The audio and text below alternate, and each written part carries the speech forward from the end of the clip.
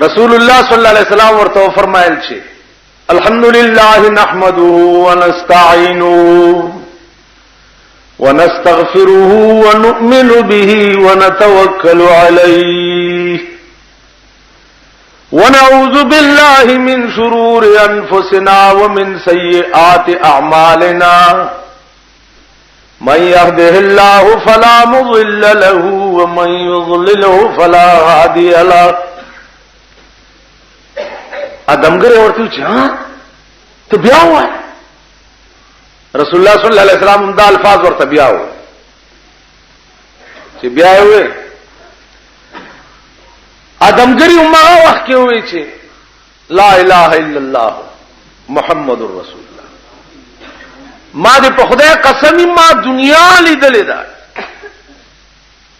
دنیا او د دنیا لیونی ما دم کړی دي ما د لیونی د خلینو داسې کلمات نه دی اورېدلې. دا کلمات یا د خدای کې دی شي او یا د خدای د پیغمبر کې دی شي. دا غرنګو چې بلال پر جناب محمد رسول الله څو وخت کې ماین شو دیکھ چې د چا غلامو هغه وتړلو وې تړلو لاسونه خپې او قبله ته شاکړه او نور خاطه ته ولا مخ کو ول دې خو مخ کوي دې بیا منس کوي داسې مخ نو پاغا تړلی ځان به ځان زور کو او رخ به داسې واړولو او نیت به او تړلل به خدای ته پوهیږي چې نور څه نشم کوي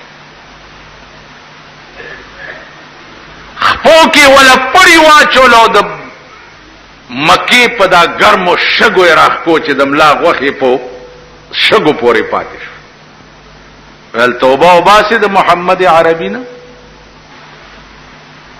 هغه بلار سینه می توبه ده لیکن د محمد رسول الله نه می دي توبه نه خزر غالبا ماریا قبطیه نامه ہے په پیغمبر مې نشوي راو مې راونی و چې توبه او باسا غیر په خدای قسم کا توبه او باسا نيزه راواغسته او په نيزوې په دې شرمګاه کې واله ټول کلمه ولا زهره زره کړې په نيزو باندې هم داغه نامړم شو په ځنکدن کې چغيواله چې د شان رسول نه مې دې توبه نه خزاوا. موسی علیہ السلام خدای پاک ته وی چې یا الله ما چې کله مړکه مانه به تپوس کې او ډېر وګدو مراکا ویاله خدای د اس پملا لاس کې دا چې ستاد لاس لاندې څومره وختراله نو د وخت په سر به یو کال عمر درکو. عزیزونو د اسملا بتا سولې دلی کني اوس چې بار لار شي چرته وګورئ د لاس لاندې لکونه وخترازي لکونه وخته نو الله ته او فرمایل موسی علیہ السلام چې یا الله کدام خلاص شي بیا ول بیا به مړکو ولکونه کاله چې تیر شي بیا به مړکه او زما قانون داده موسی چې کل من علیها فان ويبقى وجه ربك ذو الجلال والاكرام. كل من عليها فان پیغمبر دا سچ ته ګوره دا به فنا شي ويبقى وجه ربك ذو الجلال والاكرام. دا سي وخت براشي چې صرف ستاد پروردگار ذات به باقی وي نور بار څه فنا شي. امام مسلم رحمت الله علیه یو ډېر لوی روایت نقل کړی دی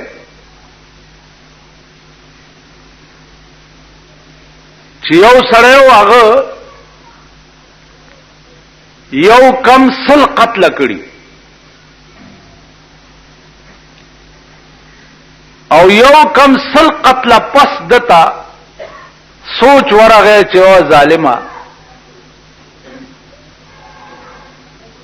دا به تر کومه پورې ته دا ظلم کوي اراده وکړه چې توبه وباسم،